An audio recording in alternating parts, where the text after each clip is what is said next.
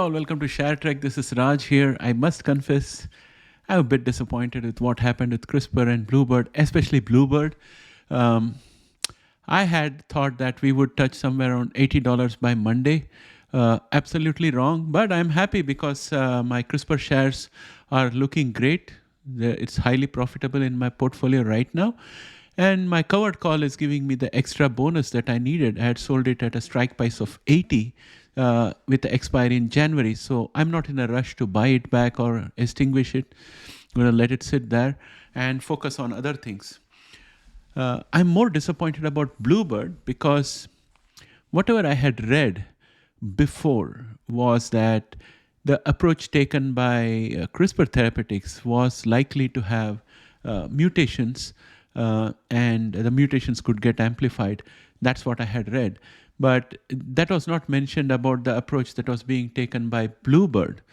What happened, it seems, is that during the FDA trial, CRISPR Therapeutics had no cases of any cancer, so they don't get a so-called black box warning or whatever FDA calls it.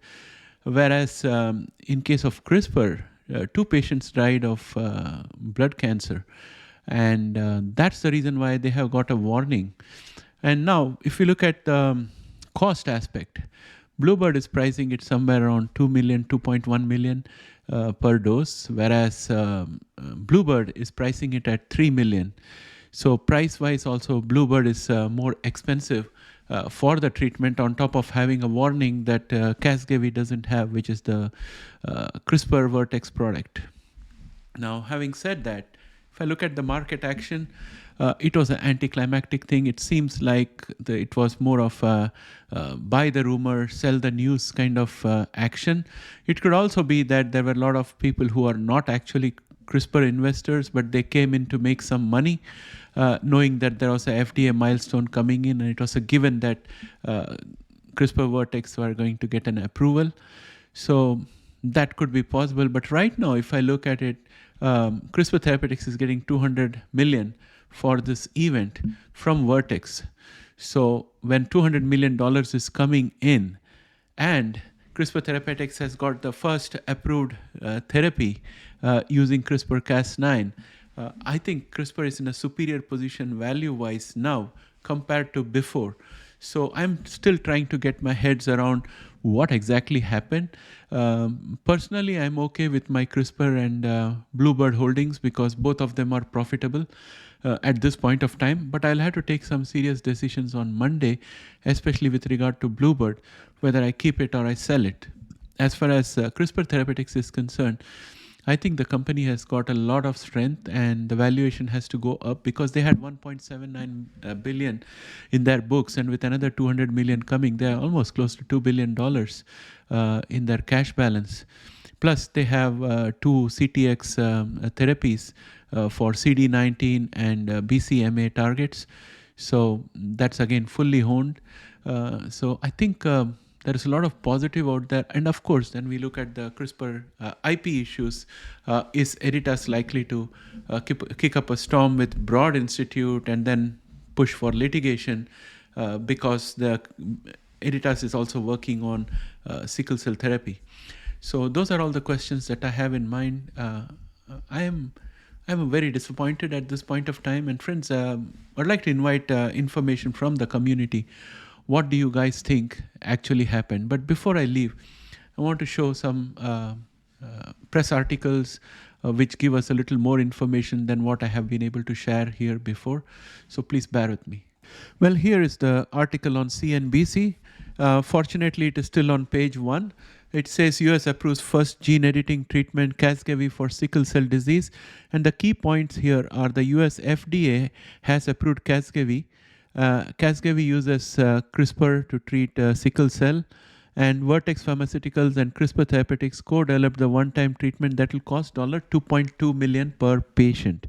Now, buried inside this is the news about approval of Bluebirds.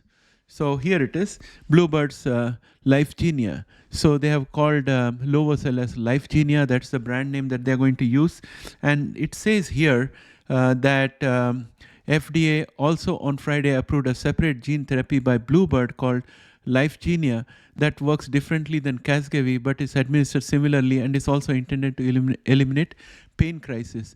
That therapy was similarly approved for treatment of sickle cell disease in people 12 years and older.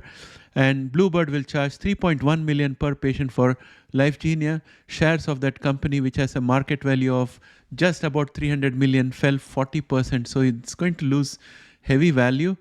And Dr. Peter Marks, director of the FDA Center for Biologics Evaluation and Research, estimated during a call with reporters Friday that across the two therapies approved Friday, close to 20,000 patients will be eligible for treatment. But the FDA included a black box warning, the strongest safety warning to Bluebird Bio's Lyfgenia, noting that in rare cases the therapy can cause certain blood cancers. FDA added that the warning came after two patients who received Lyfgenia in a clinical trial died from a form of leukemia.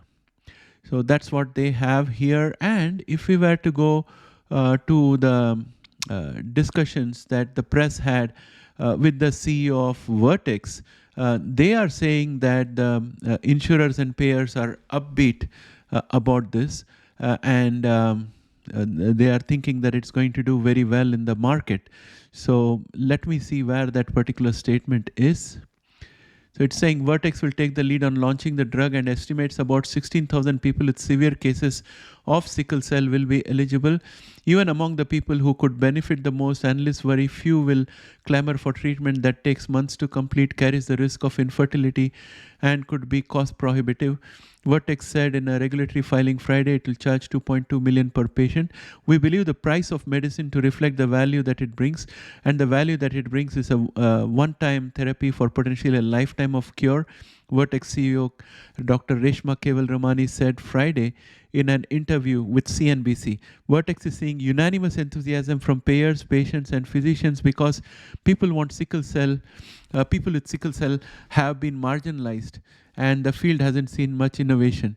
Because the procedure is so complex, it will be limited to certain health facilities like academic medical centers. 9 healthcare facilities are ready to start administering Casgevy, Vertex said in a release, with more facilities added in the coming weeks. So there you go, my friends. This is what we have here. I have two sets of disappointments. The first disappointment is that the CRISPR Therapeutics share price fell almost 8 to 9% after the news instead of going up. So it seems that people are still not valuing CRISPR for what it is worth. I think CRISPR has got everything going for it, a strong balance sheet, good technology, etc. The only overhang in my mind is the IP issue, which might come to bite it.